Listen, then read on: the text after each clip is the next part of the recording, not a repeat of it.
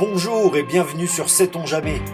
Avant tout, pour celles et ceux qui trouvent que nos vidéos YouTube se font plus rares, sachez que pour compenser, on est davantage actif sur les autres réseaux sociaux, avec des vidéos plus courtes et des posts plus réguliers. Si Facebook, TikTok et Instagram sont parfaits pour raconter le quotidien, on réserve YouTube à des vidéos plus complètes et surtout plus intemporelles. C'est le cas du sujet qu'on va traiter dans cet épisode. Tenter de comparer les équipements traditionnels et modernes, leurs avantages et inconvénients quand on passe du temps dans la nature. Pour cela, je suis en compagnie du marcheur et son chien pour cette première partie concernant les couvrants. On va donc parler vêtements et abris. Deux styles différents, mais une même passion pour les randos et bivouacs dans les Vosges. Du coup, on commence par les vêtements, de la tête aux pieds. Alors, qu'est-ce que tu mets sur la tête, toi ? Casquette laine, les Gore-Tex. Des fois c'est que laine. Avec les petits cache-oreilles ou pas ? Avec les cache-oreilles. Ah oui. Effectivement sur les hauteurs là-haut, sur les crêtes et tout, quand ça souffle. Quand ça souffle un Je peu. dis pas que t'es très beau, mais ouais, c'est une alternative au bonnet et ça serre moins le front. Et puis sur de la neige aussi, t'as la visière, c'est pas mal. D'accord. Ouais. Donc en laine, moi je me sépare pas des buffs, j'aime bien le côté polyvalent. Alors c'est vrai que je suis souvent comme ça, c'est pas très esthétique non plus, mais ça couvre les oreilles, un peu le crâne. Rarement de bonnet finalement, puis quand il pleut, j'ai la capuche de la veste. Hein. Mais le buff mérino, alors pour le coup c'est matière naturelle, c'est de la laine. En hiver, sur le coton que je porte, le schéma, il a les mêmes utilisations que le bœuf. Hein. On peut revenir quand il y a vraiment beaucoup de vent, ça va tenir la casquette. Ouais, c'est polyvalent. Bon, elle ne part pas comme ça, mais bon, mettons que ça tient la casquette, ça protège plus le cou. Okay. Veste. Alors s'il pleut, là on reste sur du moderne. S'il pleut vraiment beaucoup, hein. Petite flotte ou de la neige, je mets pas. Gore-Tex, veste professionnelle. Avec sa doublure, je la mets pas quand je marche, c'est trop chaud. En polaire. Mais j'aime pas le polaire. Ouais. J'aime pas. Donc la plupart du temps, je l'enlève. D'accord. Veste, mais je t'ai déjà vu avec ça aussi. Ouais. Là, on est dans du naturel. Quand il pleut pas trop, quand il neige ou qu'il tombe rien, on a ce qu'on appelle la swanderie. Je me cache derrière. Ça a été fait dans une couverture. Une vraie couverture en pure laine. Ouais. Bon, mouillé, c'est lourd. Hein. Et donc, c'est un vêtement extrêmement technique. Malgré votre traditionnel, on peut voir qu'il a un col. Ah oui, il y a une doublure sur le col, excellent. Un gros anneau pour ouvrir avec des gants. Ouais. Parce que quand tu as une main gelée ou que tu as des gants, ça s'ouvre pas comme ça. Mm.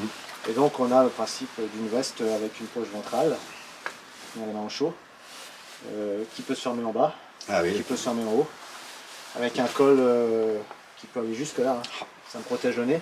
Tout est en laine. Ah, t'as une petite doublure. Ouais, pour le confort sur la barbe. D'accord, pour pas que ça pique là. Ouais, pour pas que ça accroche. Et ça va jusqu'au nez, donc si tu mets des lunettes de ski dans le blizzard, t'es entièrement protégé. Et la capuche qui revient par au-dessus du col. Ah, ta poitrine chauffe l'air et t'as un effet cheminée.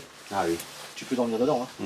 Ah, j'imagine. Donc ça, moins 15, moins 20, pas de problème avec ou sans pull en dessous. Ouais. Et puis même un peu mouillé, ça s'alourdit, mais ça reste chaud. Tu conserves la chaleur. Ça sèche vite, ça prend pas les odeurs, enfin c'est la laine. C'est une couturière qui me l'a fait là. Ouais, mais du coup tu peux le réparer aussi, c'est un avantage. Ouais.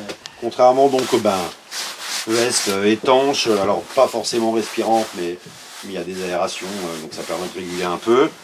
Et puis moi ce que j'aime bien c'est les poches. Par contre ce que j'aime moins c'est le côté bruyant. En forêt, dès que tu passes un peu dans des branchages, je trouve que c'est bruyant. J'ai pas ce problème. Hein, laine, par rapport au feu, c'est quand même plus résistant que des matériaux comme ça, PVC synthétique. On peut passer sous couche, et on est en hiver, donc moi j'ai une petite doublure en synthétique, vraiment. Et puis polaire en dessous, et vêtements techniques. Mais j'avoue que j'opte aussi souvent pour un sous-vêtement en mérino. Ça permet de le garder un peu plus longtemps sur des bivouacs, plusieurs jours. Mérino, c'est pareil, ça prend pas les odeurs. C'est pas froid quand c'est humide. Ou Henley aussi. Le Henley, c'est le t-shirt tunisien à boutons. Moi j'ai du Henley mélange laine tencel, c'est fibre de bois qui rend la laine un peu plus solide, très bien. Et puis le soir, refuge et tout, t'es à l'aise en mode cowboy, ça s'ouvre et tout. Et c'est supportable en été. Aussi. Contrairement au polaire. Aussi. Polaire, insupportable en été, ça pue, ça est sensible aux braises aussi. Donc, là-dessus, il n'y a pas photo. Et en dessous, du coup? Alors le pull pour laine. Je veux pas te déshabiller, hein, mais non, pull pour laine. Pure laine. Type commando autrichien avec un renfort coton sur les épaules pour les bretelles. Ouais. Donc ça lui permet de durer, il a bien 10-15 ans ce machin-là. Voilà. La laine, toujours pareil, avec un col camionneur, on dit qu'il peut s'ouvrir, se refermer. C'est un peu comme la sonnerie, mais en plus petit, incroyable. De 15 degrés, donc mi-saison hiver, de 15 degrés à moins 4 degrés, je peux porter le kit en acrylique. On le trouve en pure laine, j'ai du mal, c'est plus cher, c'est plus lourd, mais ce sera pareil. Bon, l'acrylique est un peu inférieur au niveau thermique que la laine, notamment quand c'est mouillé, mais on s'en fout.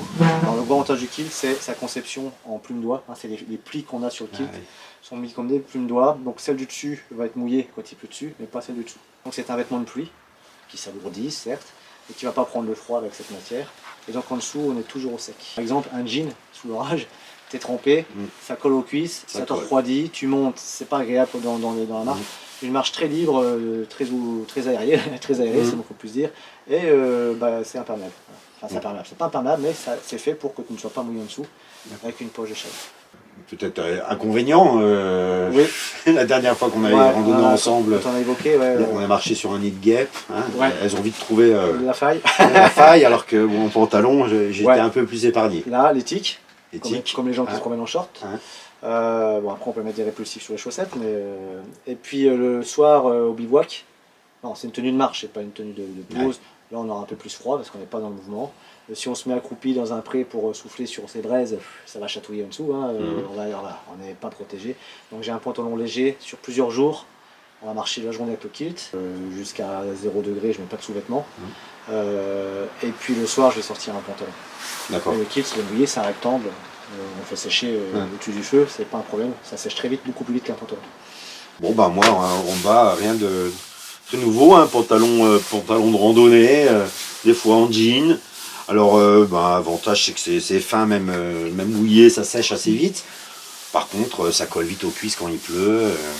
Ça prend la braise facilement, ça fait des trous.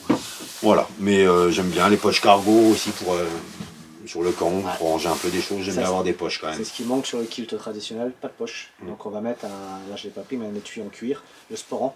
On mettra devant. Une petite trousse. qu'on met devant en général. Pourquoi? On peut la porter sur le côté en marchant, mais quand on est assis, on la met devant parce que ça appuie sur l'avant et ça évite l'effet Marilyn Monroe. On reste descend, on ne voit pas tout à tout le monde. Il faut un gros coup de vent. Parce que mais même assis, une fois que tu es à l'aise comme ça sur un banc, tu peux gérer les gens dans les auberges et tout. Là, donc non, tu tiens. Et puis je disais au-dessus de 15 degrés, je veux marcher en kilt, mais c'est un kilt cargo, en coton riptop, donc avec effectivement des poches cargo.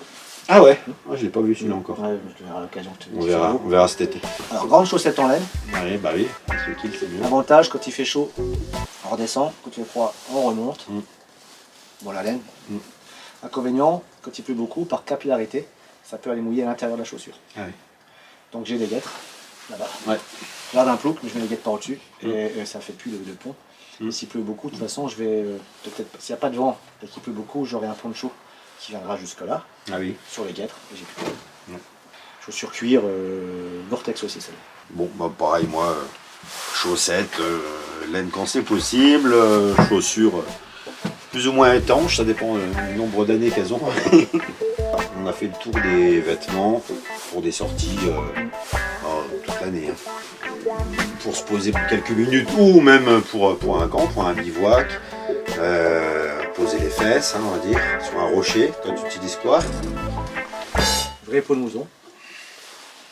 Ça, c'est une poêle assez courte, enfin une laine assez courte. Une vraie peau.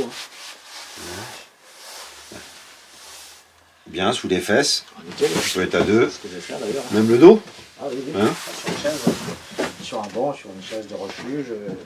Donc on la voit rouler sur ton sac actuellement. Elle roule. Donc avantage, confort. Confort mécanique, confort thermique. C'est la laine. Même humide, on est pas mal. Donc sur la neige, sur les blocs de granit, sur les grumes humides. Par terre pour le chien des fois, sur les bancs pour le chien, dans le sac de couchage. L'inconvénient, c'est lourd et encombrant.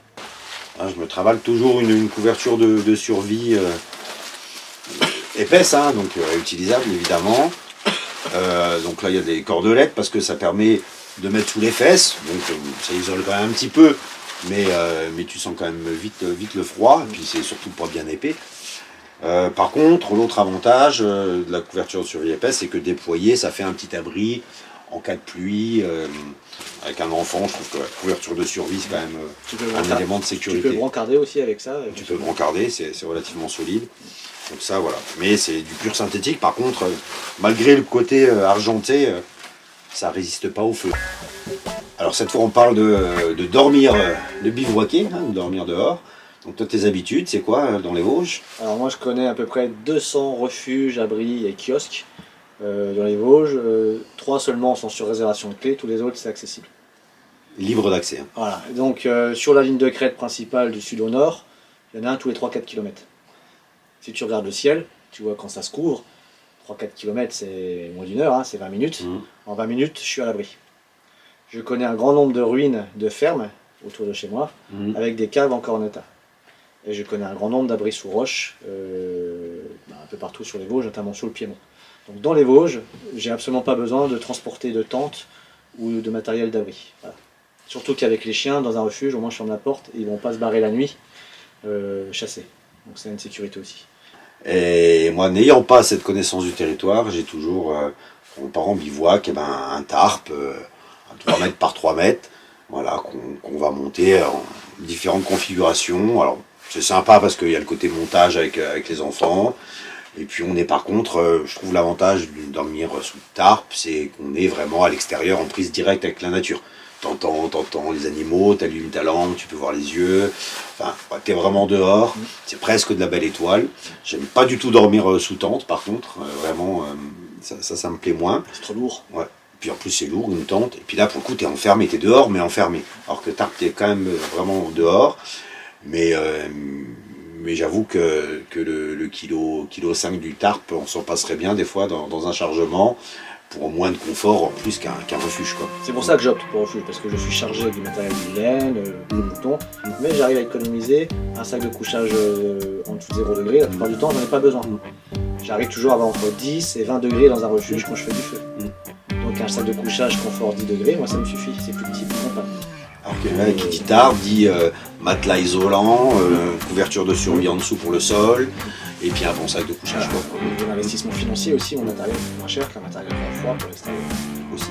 Ça c'est sûr, alors j'ai pas le charme de l'être encore, je l'offre, donc quelquefois, quand même. Donc les chiens, c'est